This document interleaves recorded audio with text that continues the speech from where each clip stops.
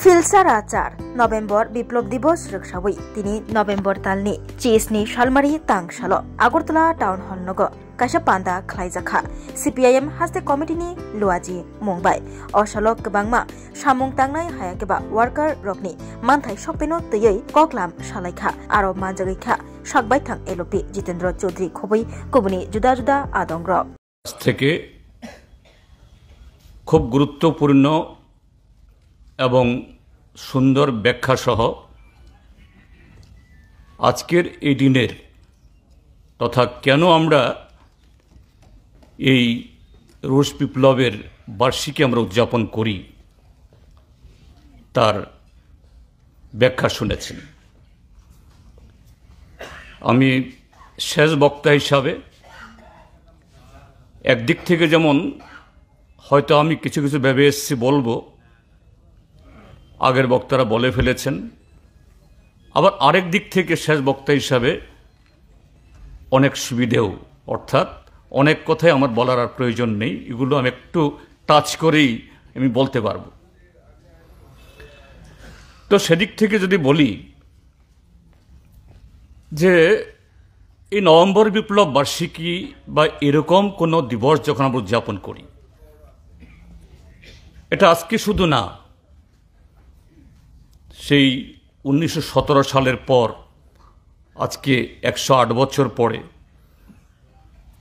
যে সোভিয়েতে রাশিয়ার মাটিতে এই বিপ্লব সংঘটিত হয়েছিল, সেখানে সমাজতন্ত্র পতনের প্রায় 3.5 দশক পরে আমরা যখন এগুলো উদযাপন করি, দেখবেন সোশ্যাল মিডিয়াতে যে লাইভ হচ্ছে কিছু কিছু তির্যক মন্তব্য, এটা আজকে শুধু না, এমনকি মহামতি লেনিনের নেতৃত্বে এই দুনিয়া কাঁপানো 10 দিন, সেই 10 দিনের সেই বিপ্লবের পর যখন শ্রমিক শ্রেণীর নেতৃত্বে একটা রাষ্ট্রের ঘোষণা হয়, সেদিনও হয়েছিল। এটা কদিন আর টিকবে? মূর্খ, আনপড়, অনভিজ্ঞ লোকরা তারা আবার নাকি সরকার চালাবে। তো আজকে তো হবেই, আজকে আরো বেশি হবে। আমি ঘটনাচক্রে বলছি, আজকে সকালবেলাতেই আমাদের পার্টির যুব ফ্রন্টের মিটিং করছিলাম। সেই মিটিংয়ে আমাদের যারা সদস্যরা, তাদের মধ্যে কেউ কেউ বলছিলেন, দাদা 14 তারিখের পর তো অবস্থার একদম সম্পূর্ণ উল্টা হয়ে গেছে। 14 তারিখ মানে বুঝছেন তো, বিহারে নির্বাচন পরে অনেক কষ্টে লড়াই করে একটা জোয়ার তুলেছিলাম, এটা তো তোলা বহুত কঠিন হবে। সবাই বলছে আমরা এত পরিশ্রম করে লাভ কি, 28-এ তো এইভাবেই সব তারা নিয়ে যাবে বা ইয়েতেই। তো এটা ছিল। তাহলে আমরা কেন এই দিবস উদযাপন আমরা করছি? এটা কি প্রত্যেক বছরেই দুর্গা পূজা, লক্ষ্মী পূজা, কালী পূজা অর্থাৎ দেওয়ালি এগুলো আসে এবং যারা পঞ্জিকা লিখে টিখে তারা একটা 1 বছর আগে থেকেই দিন তারিখ একেবারে কি বলে মানে সময় আর কি পর্ব টর্ব দিয়ে দেয়, কোন সময়ে গ্রহ লাগবে, নক্ষত্র লাগবে ইত্যাদি ইত্যাদি। তাহলে আমরাও কি এরকমই একটা যেন একটা তারিখ আসছে, সেই তারিখে পূজা করতে হবে, এই জন্যই আমরাও আজকে সেই পূজা করার জন্য এখানে এসেছি? না, মোটেই না। হ্যাঁ, এই আলোচনা করতে গিয়ে যেটা বলছিলাম আমি, আমার সুবিধাটা হলো এই যে কিছু না হোক কিছু ইতিহাস হয়তো আমাকেও বলতে হতো যদি আমি প্রথম বক্তা হতাম। আমার বলার প্রয়োজন নেই এখন আর, চর্বিত চর্বণ হবে। কিন্তু আমরা আলোচনা করি, এটা কোনো রিচুয়াল না, তার যে রিলিভেন্স, প্রাসঙ্গিকতা। আজকে সোভিয়েত নেই, কিন্তু দিনটা যত লম্বা হচ্ছে বা সময় গড়াচ্ছে, আমার মনে হয় সোভিয়েত ইউনিয়ন তথা সেই সমাজতন্ত্র এটা কত জরুরি, কত বাস্তব, মানব সভ্যতার বেঁচে থাকার জন্য, এগিয়ে যাওয়ার জন্য আজকের দিনের প্রতিটি ঘটনা এটা এই সোভিয়েত বিপ্লবের সে দিবস পূর্ণ হয়ে যাচ্ছে না, বরঞ্চ এটা আরও ক্রমশ সেই বিপ্লবের তার প্রাসঙ্গিকতা আরও বেশি উজ্জ্বল থেকে উজ্জ্বলতর, আরও বেশি বাস্তব হয়ে আজকে উপস্থিত হচ্ছে বর্তমান দুনিয়ার প্রতিদিনের ঘটনায়। আমি সেখানে আসার আগে একটু বলতে চাইছি,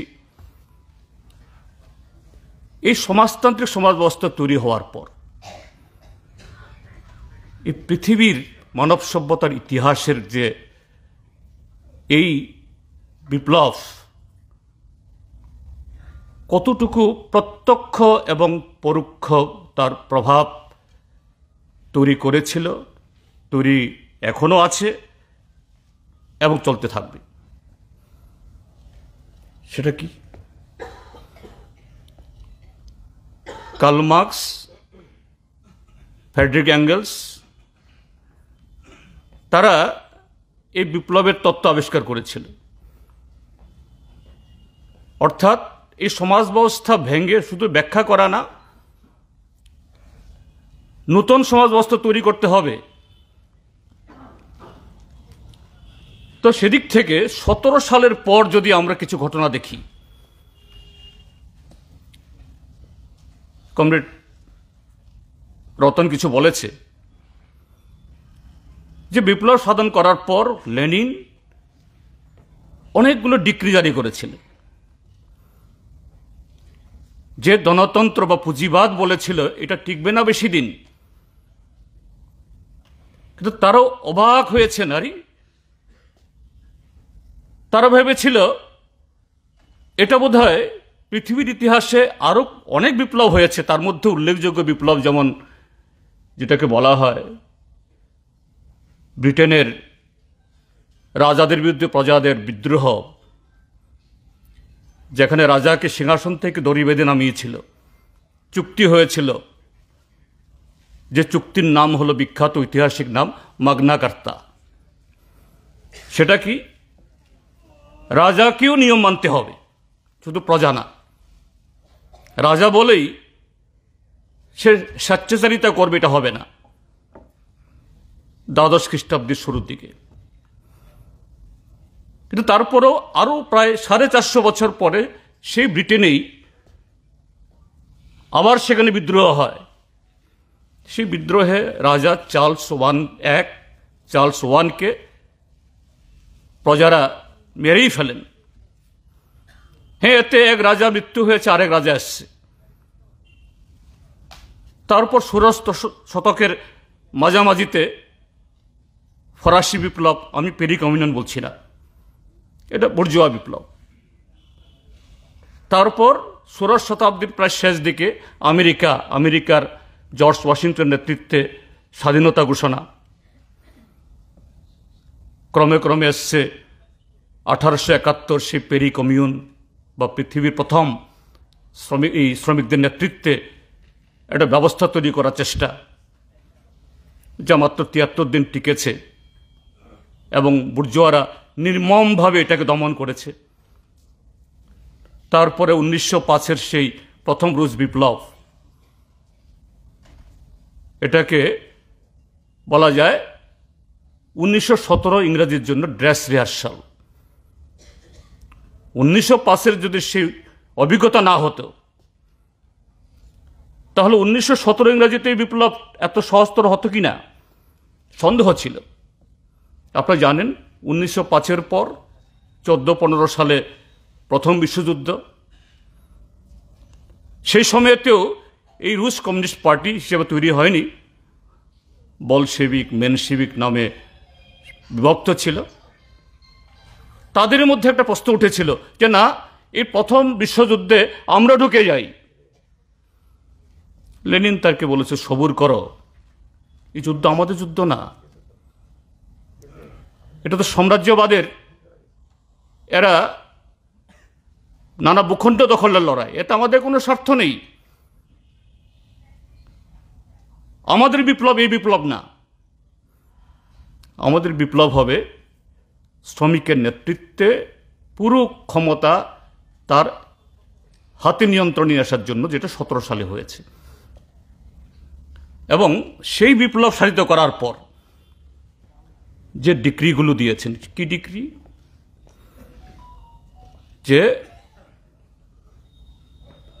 যখন জারের সময়েতে এরকম বিদেশ থেকে, অন্য দেশ থেকে হোক বা দেশের যারা বড় বড় জমিদার কুলাক, তাদের কাছ থেকে সাধারণ প্রজারা, কৃষকরা বহু টাকা ঋণ নিয়েছেন, ঘোষণা করে দিয়েছে আজ থেকে সমস্ত ঋণ মুকুব, কেউ ঋণ ফেরত দেবে না, কেউ ঋণ ফেরত চাইতেও পারবে না। সুরসুরি হচ্ছিল